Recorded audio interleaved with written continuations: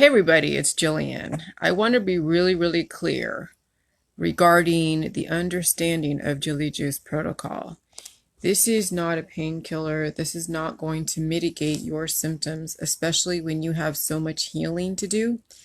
And I am very reticent on adding anybody into my group that experienced a heart attack and a stroke prior to doing the J juice, because they're not going to understand the Jilly Juice when they have to deal with healing. And if they haven't read the book, if they don't understand that pain is healing, if they don't understand that all of their strokes and heart attacks prior to the J juice was the body trying to recalibrate, then they're going to misinterpret all of the healing process.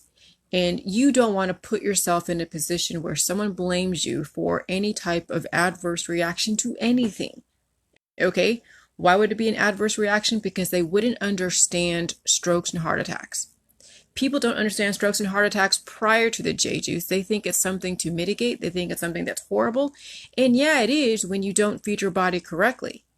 But when you're trying to now do the Jilly Juice because you had a recent stroke or a heart attack and you think Jilly Juice is going to cure you, no, don't add anyone in the group that just had a stroke or a heart attack, because they may experience another healing with the J Juice, because the J Juice is going to energize their prostaglandins, which is going to energize their weaknesses, which is in the heart, in the brain, and they're going to experience some type of healing process, and they're going to mischaracterize it. And then guess what? They're going to call the hospital, call the ER. They will be admitted. Yes, they will say she had a healing. They won't say healing. They'll say, oh, she had a heart attack or a stroke. And then they're going to blame the Jilly Juice and blame you and basically hold you accountable for their perception of their healing process. So nobody should be adding anybody into my group that has not read the book, watched my videos, understand that you're going to have to deal with pain. You're going to have to deal with every single predisposition, every single symptom you've ever felt that forced you to look for different remedies.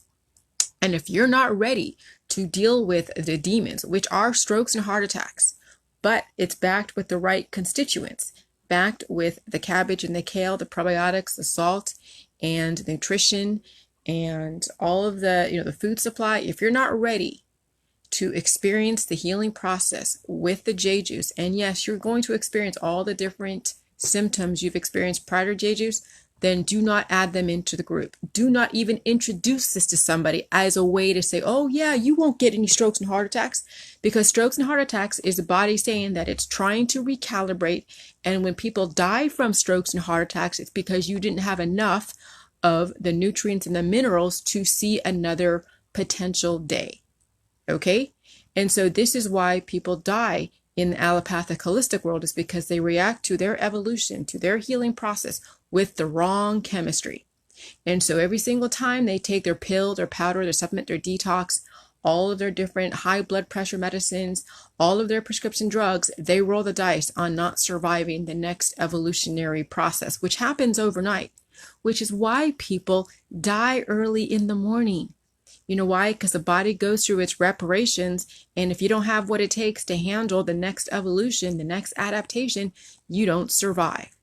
So that lady on Dr. Phil that said, oh, Jilly Juice create God a stroke and heart attack, Jilly Juice gave her the opportunity to live another day during her healing process. She mischaracterized that healing process.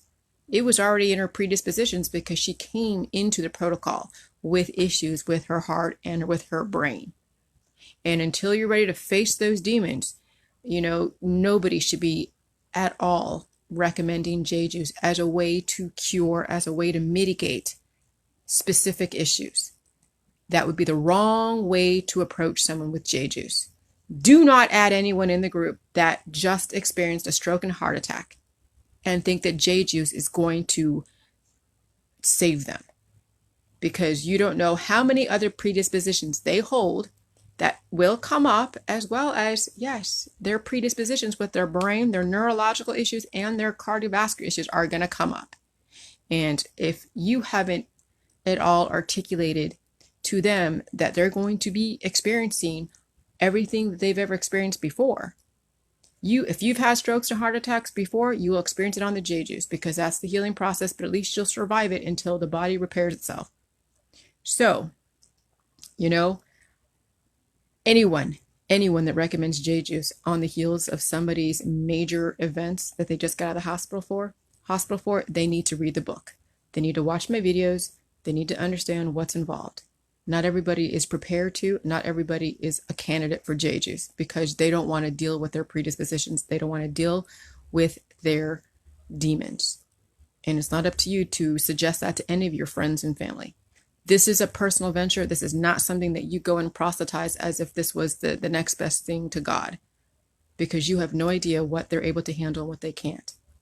If they want to read my book, they want to watch my videos, and they're prepared to take this on personally with their own volition, with their own choice, not because you've rammed it down their throat, not because you want to save them.